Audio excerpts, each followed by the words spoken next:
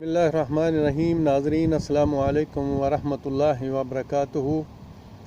सबसे पहले मेरी तरफ़ से तमाम लोगों को और ख़ास कर अपने तमाम पाकिस्तानियों को इस नए साल, जो नया साल ईसवी साल है, इसको सना मिलादिया भी कहते हैं, उसके लिए सबको मुबारकबाद हो। और मेरी दुआ है सब के साथ, जैसे सब लोग कर रहे हैं, कि अल्लाह ताला ये साल जो है वो पूरी नौ इंसानी के लिए आसानियाँ पैदा फरमाए, आमीन। आज हम इंशाल्लाह जायज़ा लेंगे 2020 में हमने क्या खोया और क्या पाया, being a Muslim, being a Pakistani और बीइंग ए इंसान। ख़ास कर अपने जो पाकिस्तान के हवाले से मैं बात करूँगा कि इस 2020 में 2020 में हमने क्या कुछ हासिल किया और क्या कुछ ज़ाया कर दिया, और क्या क्या मुश्किलें थीं जो हमारे सामने आई। लेकिन इस सब से पहले मैं सब दोस्तों से रिक्वेस्ट करता हूँ और अर्ज़ करना चाहता हूँ कि मेहरबानी करके अगर मेरी वीडियो आप लोगों को पसंद आती हैं तो मेरे इस चैनल को सब्सक्राइब भी करें और बेल के बटन को भी दबाएं, ताकि मेरी तरफ से जो भी कोई नई वीडियो, कोई मालूमात अपलोड हो तो आप लोगों तक सबसे पहले पहुँच जाए। तो देखें मेरे दोस्त, मेरे अज़ीज़, 2020 का हम जायज़ा लेते हैं। ये 2020 सिर्फ पाकिस्तान पर ही नहीं बल्कि पूरे आलम पर, पूरी दुनिया पर एक अजीब किस्म की मुसीबत का साल गुज़रा। मेरी उम्र अब तकरीबन 60 साल होने वाली है। मेरी अपनी उम्र में तो मैंने वबा, ऐसी मशाकल, ऐसी मुसीबत नहीं देखी थी। इससे पहले कुछ पढ़ते थे, इससे पहले फ्लू हुआ, ये हुआ, वो हुआ। लेकिन अगर हम इसको दीन इस्लाम की रोशनी में देखें तो अल्लाह ताला कुरान करीम में फरमाते हैं कि जब इंसानों के हाथों से फैलाया हुआ फसाद जो है वो बर और बहर में फैल जाए तो फिर मैं उन पर मुसीबत, छोटी सी मुसीबत नाज़िल करता हूँ ताकि वो सोचें और मेरे रास्ते की तरफ वापस आ जाएं। लेकिन इंसान अजीब मखलूक है। अल्लाह ताला ने इसे अशरफुल मखलूकात बनाया, इसे अशरफुल मखलूकात का दर्जा दिया, लेकिन ये पस्तियों में गिरता गया। इसकी जो हिस्ट्री है वो मैं किसी और दिन बयान करूँगा, लेकिन मुख्तसर ये जायज़ा बता देता हूँ कि जब अल्लाह ताला ने इस चीज़ का इरादा किया अपना एक नैब बनाने का इस सरज़मीन पर इंसान की शक्ल में, तो जो मखलूक उस वक़्त अल्लाह के यहाँ जन्नत में मौजूद थी, जिसमें मलाइका और जिन भी थे और बाकी और भी मखलूक़ात होंगी, तो सबको कहा कि मैं ज़मीन पर एक नैब बनाने वाला हूँ, आप लोग इस बारे में क्या कहते हैं। तो सब ने कहा कि या रब्बुल आलमीन, आप क्यों बनाना चाहते हैं, क्योंकि इंसान के बारे में जो मालूमात अल्लाह ताला ने इससे पहले उस मखलूक को दी हुई थी जो अल्लाह के पास जन्नत में मौजूद थी, उस मखलूक के बारे में इंसान के बारे में उस मखलूक को जो मालूमात दी गई थी उसको सामने रखते हुए उस सारी मखलूक ने कहा कि रब्बुल आलमीन, इंसान को मत बनाना, ये फसाद करेगा, दुनिया में खून रेज़ी करेगा, ये करेगा, वो करेगा, सारे फसाद की जड़ बनेगा, लिहाजा हम तेरी तस्बीह करने वाले बहुत हैं। तो अल्लाह रब्बुल इज़्ज़त ने फरमाया कि इन्नी आलमु मा ला तालमून, कि जो मैं जानता हूँ वो आप नहीं जानते। लिहाजा अल्लाह सुब्हान ताला ने इरादा कर लिया और इंसान को खलक कर लिया। खलक करके इंसान को वो बातें बताईं जो किसी और मखलूक के पास नहीं थी, वो इल्म दिया جو کسی اور مخلوق کے پاس وہ علم نہیں تھا۔ تو اللہ تعالیٰ نے انسان کو انفرادیت دینے کے لیے، انسان کو اشرف المخلوقات بنانے کے لیے، تمام مخلوقات سے بالا تر رکھنے کے لیے، سب مخلوقات سے اونچا کرنے کے لیے انسان کے درجے کو اللہ تعالیٰ نے وہ علم انسان کو دیا، سیدنا آدم علیہ السلام کو دیا، جو کسی اور مخلوق کے پاس نہیں تھا۔ تو جب اللہ تعالیٰ نے یہ سارا پروسیس مکمل کر لیا، اس کی تفصیل میں انشاءاللہ کسی دن پھر بیان کروں گا، لیکن مختصر کہ جب یہ سارا پروسیس مکمل ہو گیا تو اللہ تعالیٰ نے فرشتوں کو اور جتنی مخلوق تھی سب کو بلایا اور کہا، کچھ چیزیں سامنے رکھیں جس کا علم سوائے انسان کا کسی کے پاس نہیں تھا، اللہ تعالیٰ نے بس وہ انسان کو دیا تھا۔ تو کہا کہ اگر آپ لوگ سچے ہیں اس بات میں کہ انسان کو نہ بنایا جائے تو ان چیزوں کے نام بتاؤ۔ تو اس ساری مخلوق نے یہ کہا، جس میں ملائکہ بھی شامل تھے، جن بھی تھے، دوسرے بھی تھے، تو سب نے کہا کہ رب العالمین ہم اس علم کو نہیں جانتے کیونکہ تو نے ہمیں یہ چیز نہیں بتائی، ہم ان کے نام نہیں بتا سکتے، معذرت کر لی۔ اسی وقت رب العالمین نے آدم علیہ السلام کو پکارا، سامنے بلایا، ان سب کے سامنے بلا کے کہا کہ آدم تم ان چیزوں کے نام بتاؤ۔ سیدنا آدم علیہ السلام کو چونکہ اللہ تعالیٰ نے یہ علم عطا کیا تھا، آپ نے وہ سارے نام بتا دیے۔ اس کے بارے میں مختلف روایتیں آتی ہیں، وہ کبھی تفصیل میں انشاءاللہ پھر کسی وقت بیان کروں گا۔ تو جب بتا دیں تو اللہ تعالیٰ نے فرمایا کہ میں نے نہیں کہا تھا کہ زمین اور آسمان کی ساری چیزیں جو میں جانتا ہوں وہ تم لوگ نہیں جانتے، لہذا اب اس کو سجدہ کرو۔ ایک حکم دے دیا، ایک امر جو ہے وہ جاری کر دیا اس ساری مخلوق کے لیے۔ وہاں پہ جو تابع فرمان تھے، جس میں ملائکہ کو یہ کہا جاتا ہے کہ دنیا کی جو آرمی ہوتی ہے وہ ملائکہ کے برابر رکھ کے وہ بنائی گئی، یعنی کہ ان کی صفات میں سے لے کر یہ عالمی آرمی کے جو دستور ہیں نا، یہ وضع کیے گئے کہ یہاں پر نو کا کوئی کنسپٹ نہیں ہے، ہر چیز یس پہ ہوتی ہے۔ تو جب کہا گیا تو وہ فوراً سارے کے سارے سجدے میں گر گئے، لیکن ایک جس کو ہم شیطان کہتے ہیں، ابلیس کہتے ہیں، یہ جنت کا سردار تھا اپنی عبادت کے لحاظ سے، لیکن تھا جنوں میں سے، تو اس نے انکار کر دیا۔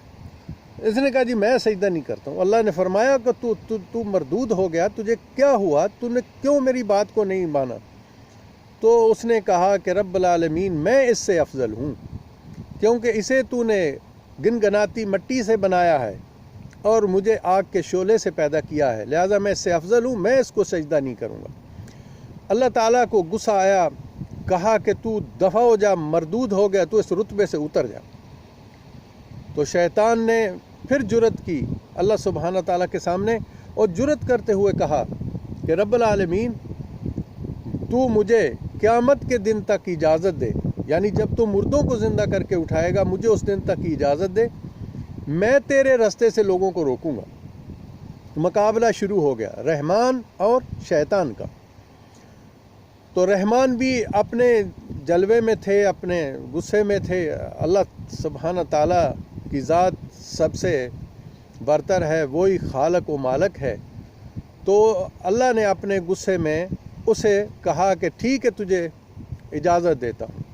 اس نے کہا میں تیرے رستے پر لوگوں کو نہیں آنے دوں گا، ان کو سامنے سے، پیچھے سے، اوپر سے، نیچے سے، دائیں سے، بائیں سے، ہر طرف سے روکوں گا۔ جو لوگ آئیں گے تیرے پاس وہ بہت تھوڑے ہوں گے۔ اللہ تعالیٰ نے فرمایا جو میرے خاص بندے ان پر تیرا کوئی اثر نہیں ہوگا، تو اپنا زور لگا کے دیکھ۔ مقابلہ شروع ہو گیا اس دن سے۔ اللہ تعالیٰ نے سیدنا آدم علیہ السلام اور اماں حوا کو جنت میں بھیجا، مختصر کر رہا ہوں، بھیجا اور کہا یہ سب کچھ تمہارا ہے، جو جی میں آؤ کھائے پیو، لیکن اس درخت کے قریب نہیں جانا۔ آزمائشیں شروع ہو گئیں، معاملات شروع ہو گئے۔ میں اس سے تھوڑا آگے نکلتا ہوں۔ تو اللہ نے ایک چیز بار بار جو ہے وہ سیدنا آدم علیہ السلام اور اماں حوا سے کہی کہ یہ شیطان تم لوگوں کا سب سے بڑا دشمن ہے، اس سے بچ کے رہنا، اس کے کہاوے میں مت آنا، اس کی باتوں میں مت آنا، یہ سب سے بڑا تم لوگوں کا دشمن ہے۔ لیکن پھر بھی اس نے آدم علیہ السلام پہ وار کیا۔ اس پہ بات کسی وقت پھر کروں گا۔ بات چل رہی تھی کہ اس سے ہم آگے نکلتے نکلتے شیطان اپنے کہانیاں سناتا رہا، اور معاملات آج تک شیطان بڑے ہی اچھے وثوق سے وہ کر رہا ہے، 100% اپنی چیزوں کو وہ ترتیب دے رہا ہے۔ لیکن رحمان ہے، اس کے سامنے بھی زور نہیں چلتا۔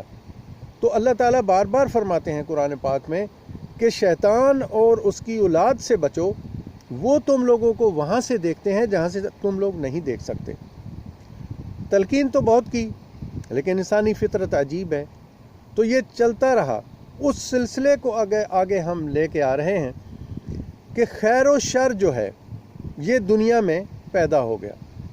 اب یہ پیدا ہوا تو دیکھیں نا، یہاں پہ اللہ تعالیٰ ایک دوسری جگہ پہ قرآن کریم میں فرماتے ہیں کہ میں نے دنیا اس لیے بنائی، میں نے انسان کو اس لیے بنایا تاکہ میں دیکھوں کہ ان میں سے کون اچھے کام کرتا ہے اور کون برے کام کرتا ہے۔ مختلف انبیاء آتے رہے، 1,24,000 پیغمبر جو ہیں اس دنیا پہ آئے۔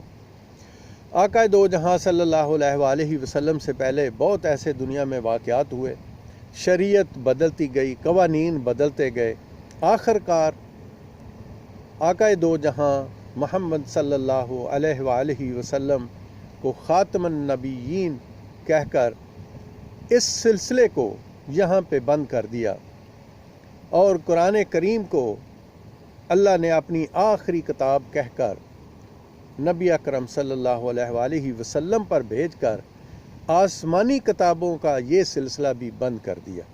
اب نہ انبیاء آئیں گے، نہ ہی کوئی نئی کتاب آئے گی۔ لیکن اللہ تعالیٰ نے یہ شرف جو محمد صلی اللہ علیہ وآلہ وسلم کی امت کو بخشا، اور کہا کہ آپ کی امت کے لوگ اس میں سے ایسے اٹھیں گے جو خیر کو پھیلائیں گے اور شر کو مٹانے کی کوشش کرتے رہیں گے۔ اس میں جہاد آئے، اس میں سب کچھ آیا۔ ان سب چیزوں کو دیکھتے ہوئے شر جو تھا، شیطان جو تھا، اس نے اپنی کہانیاں بھی شروع کی اور اپنے سلسلے چلاتا رہا۔ مختلف لوگ مختلف طریقے سے انبیاء کو ناحق قتل کرتے رہے، معصوم لوگوں کو قتل کرتے رہے۔ چلتے چلتے چلتے آقا دو جہاں صلی اللہ علیہ وآلہ وسلم کے بعد، خلفائے راشدین کے بعد ملوکیت شروع ہوئی، اور دیکھتے ہی دیکھتے پھر اس دین اسلام کو خطرہ پیدا ہوا، جس کو بچانے کے لیے وہ نواسۂ رسول صلی اللہ علیہ وآلہ وسلم، وہ نواسۂ رسول امام حسین علیہ السلام سب سے آگے آئے، اور انہوں نے اس خطرے کو محسوس کرتے ہوئے اس اسلام کو پھر سے سینچا۔ اسی لیے شاعر نے کہا ہے کہ اسلام زندہ ہوتا ہے ہر کربلا کے بعد۔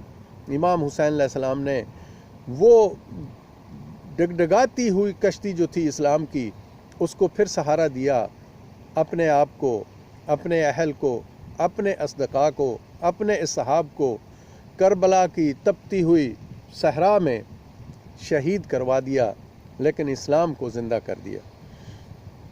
وہاں سے سلسلہ چلتا آیا۔ دیکھتے ہیں آج ہم عربوں کے ملک میں رہ رہے ہیں، مجھے تقریباً 30 سال ہونے کو آ رہے ہیں۔ بہت اتار چڑھا دیکھے یہاں پہ جو دین اسلام کا جو اصل منظر ہے وہ آج تک دیکھنے میں نہیں آیا۔ یہاں پہ شان و شوکت ضرور نظر آئی۔